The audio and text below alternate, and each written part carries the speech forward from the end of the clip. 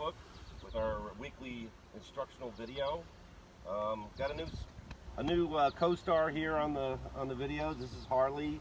He's a Leopard Appaloosa and retired Providence police officer. So he's here to help us out with this. Last week we said if you had a business and you want a little plug, we give it to you. So I heard from my friend Julie Shields Head up in New Hampshire. She's from Madison, New Hampshire in the White Mountains.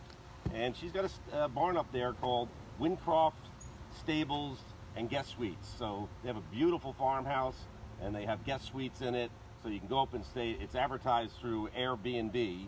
So you go up there and stay with her. You can take some riding lessons with her. I know her personally, she's a great gal. So if you're interested in having a nice vacation with some horses, give her a check. Check her out. She's on Facebook as Wincroft Stables and Guest Suites. So if you want to check her out there, or you can give her a call at 774-722-5542. So, okay, so that's that. Now we're going to move into today's subject is wearing spurs all the time, but only using them when you need them. So I'm going to hand it over to Amanda, and she's going to talk to us.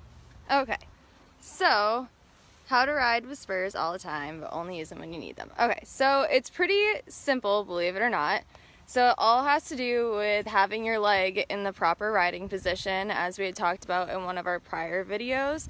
So that means having a nice long leg so that you're not scrunched up, because if your leg's scrunched up, you have no choice but to have your spur in the horse's side.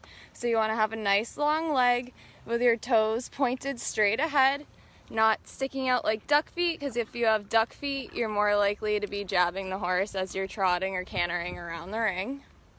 So, as you can see, the spur is pretty far off of Harley's side. If Doug squeezes him, the spur is still not coming in contact. So, the only way that Doug can use the spur is if he intentionally uses it, just like this. Also, you don't want the spur to always be on the horse's side, because the spur should be a secondary aid. You don't want it to be the first aid that you go to. So you want to be able to use your squeeze and then go to using the spur if the squeeze doesn't work. So do you want to show them how he goes? Well, do you want to show them how he goes with and without the spur? Well, he probably goes pretty good just with a squeeze, but if I want to get a nice smooth, I haven't warmed him up, so I'm not going to even try to canter him. But yeah. if I'm trying to get a canter transition out of him, I might just decide to give outside leg just a little rub like that. Instead of giving him a kick, right? I might just go back, just take my leg and go back and just do that, and I'll get a nice, smooth, instant transition.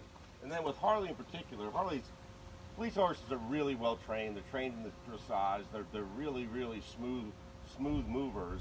So he is really good at making smooth transitions, but sometimes I have to remind him. Sometimes he's a little older. Sometimes I have to give him a little reminder with the spur. But once I do that once, I'm going to come back to give the canter departure with my toe tucked in and just give it to him like this instead of. And if I wanted the first time, I may just say go around and give him that, okay, to get him going on the first. Because I don't like a horse where you have to give him a lot of leg to get him up into a canter. I want him to go from practically a dead still or a dead stance or a walk, you know, but don't necessarily always want to be in the trot. So if I can use a spur to get him up really quick the first time, then he kind of gets it from there on the rest of the day. And sometimes I don't have to use them at all on him, and I'll just have to remind him.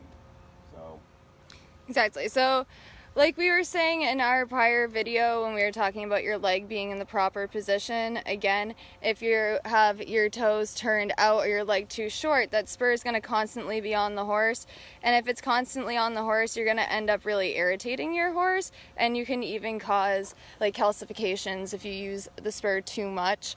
So you want to make sure that you're being kind to your horse and using it as a reminder and only using it when you need it.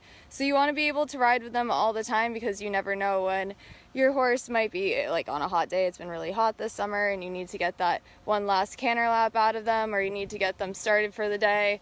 Like sometimes Doug was saying Harley can be a little hard to get into the initial canter, so can Jagger and stuff like that.